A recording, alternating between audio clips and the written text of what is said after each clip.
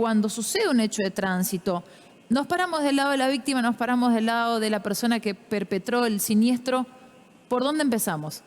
Bueno, tu pregunta es central porque se pasa de un accidente de tránsito a asesinos del volante, ¿no? Sí. En términos simbólicos y de títulos de los medios. Sí, sí, sí. Y lo cual no está mal. Lo que sí hay que comenzar a hablar es de los grados de responsabilidad. Como bien dijiste vos, el grado de responsabilidad penal es el más alto que existe en un Estado de Derecho, ¿sí? Sí. Que es la posibilidad de medidas de detención, de recibir una condena de cumplimiento efectivo en suspenso con pauta de conductas. Luego está la parte, ¿no es cierto?, indemnizatoria propiamente dicha, que es los daños y perjuicios que también produce una responsabilidad. Desde el propietario del vehículo, conductor, aseguradora de ambos vehículos, etc. Hay diferentes planos de responsabilidad cuando ocurren estos hechos y concretamente quiero ir a lo más grave que ocurre es cuando hay resultados mortales. Sí. Es decir, cuando la fatalidad se apodera de ese hecho y deja de llamarse accidente de tránsito, ¿no? Porque hay un grado de responsabilidad, concretamente voy a hablar de la responsabilidad penal que hay, ¿sí? Esto está contemplado en el artículo 84 bis de nuestro Código Penal, que sufrió una reforma en el 2017, que incrementó las penas.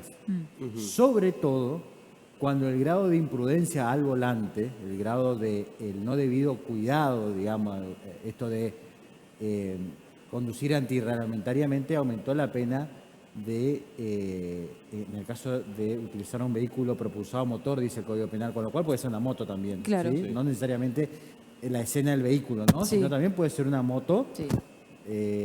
la protagonista, digamos, de Sí. un hecho de esta entidad. Aumentó la pena de 3 a 6 años de prisión, con lo cual es una pena que puede ser de cumplimiento efectivo, ¿sí?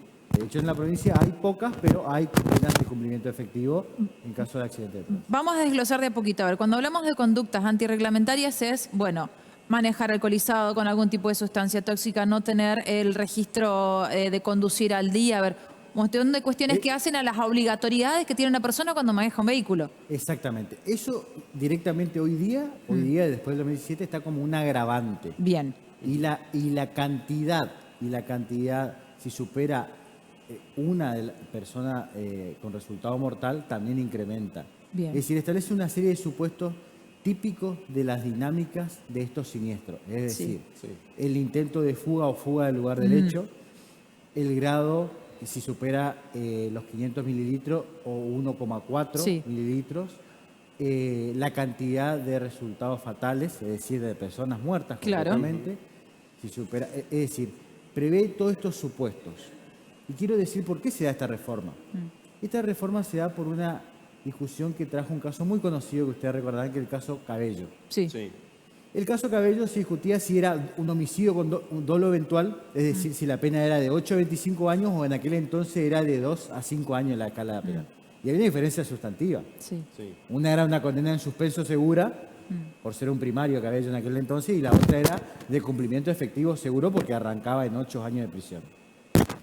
A partir de ello, Cabello luego lo recaratularon. ¿Por qué? Porque detectaron en la pericia que frenó.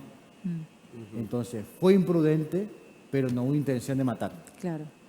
Fíjense el detalle para cambiar de 2 años o 3 años en suspenso a 8 años de prisión. Sí.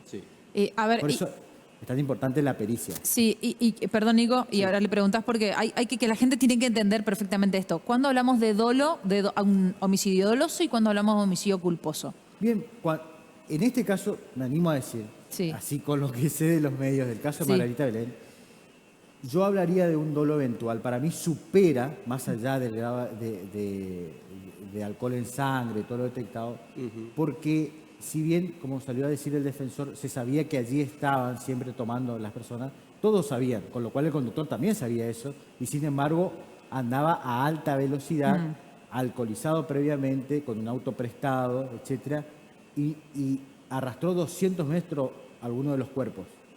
Pareciera que no hubo una frenada, digamos, que vaya hacia la imprudencia, sino que se representó como posible y Sí. aceptó un resultado mortal. Me refiero a que, para que se entienda, a ver, para que la gente entienda cuándo es algo culposo y cuándo es algo doloso. A ver, culposo es cuando Es antirreglamentario. Claro. Cuando, no tengo la intención de. No tengo la intención.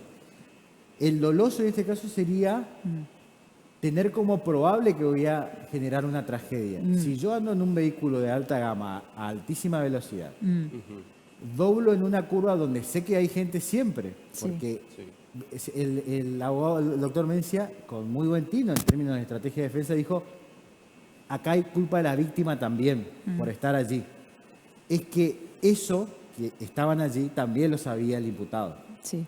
Y sin embargo, prosiguió y aceptó el posible resultado. Eso es dolo eventual. Y eso es homicidio simple. Bien. Te consulto, Paulo, porque Silly hoy, para arrancar la entrevista, mencionó el aumento que hay en cuanto a accidentes viales que tenemos aquí en la provincia, y vos tocaste el tema de la elevación de penas ante estos distintos siniestros. ¿Por qué siguen aumentando? ¿Se están aplicando las condenas como debe ser o es falta de educación vial? ¿Qué considerás vos? La pena en general, en términos históricos, nunca ha sido un disuasivo concreto. Se utiliza para reafirmar el valor derecho y para decir estas conductas nos hemos puesto de acuerdo en esta sociedad que no pueden pasar y si pasan reciben X cantidad de pena, de sanción. ¿Sí? Sean en cualquiera de los planos, puede ser administrativo, civil, penal, estamos hablando. Sí. Nunca operaron como disuasores. Podemos poner un ejemplo aún más dramático, el de los femicidios. Se aumentaron las penas perpetuas, el delito, el inciso 11, el artículo 80 del Código Penal, y sin embargo, no sabemos, bueno, ahí no sabemos si hay un aumento o mejores registros también. Y hay una cuestión estadística ya de la matemática en su rama de la estadística, de cuánto mejor se mide ahora estos siniestros. A lo mejor, y esto es una hipótesis porque no la sabemos, los siniestros son los mismos, nada más que tenemos mejores mediciones. Claro. Y mejores mediciones de cómo y cuánto ocurren. Sí.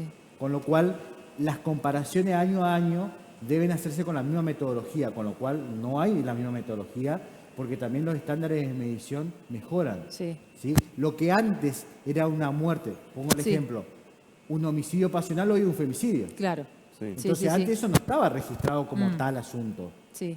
Esto ocurre lo mismo. Sí se ha trabajado mucho, en la provincia del Chaco, para ser más específico, en la creación de la policía camionera. Hubo un descenso de la siniestralidad dentro de este error que estoy hablando en la estadística, ¿no? Sí. Pero siempre va a tener que ver con la educación vial, con los mecanismos de prevención en general, y que si se dice que un accidente de tránsito a todos no puede ocurrir, bueno, pues todos debemos saber las consecuencias de eso. Claro. Este es el punto. Claro. Ustedes escucharán mucho también en lo coloquial que se dice que este tipo de accidente donde lamentablemente hay un resultado mortal a cualquiera le puede pasar. Sí, a cualquiera le puede pasar, entonces todos debemos estar educados. Sí. Si nos vamos, bueno, a la parte penal, a ver, vos dabas el ejemplo de, bueno, el peor de los escenarios donde alguien fallece en un siniestro vial, ¿no? También está, bueno, algo que es un poco menos fatal, pero igual de grave, por ejemplo, que quede una discapacidad por la amputación de un miembro, una situación extrema o no.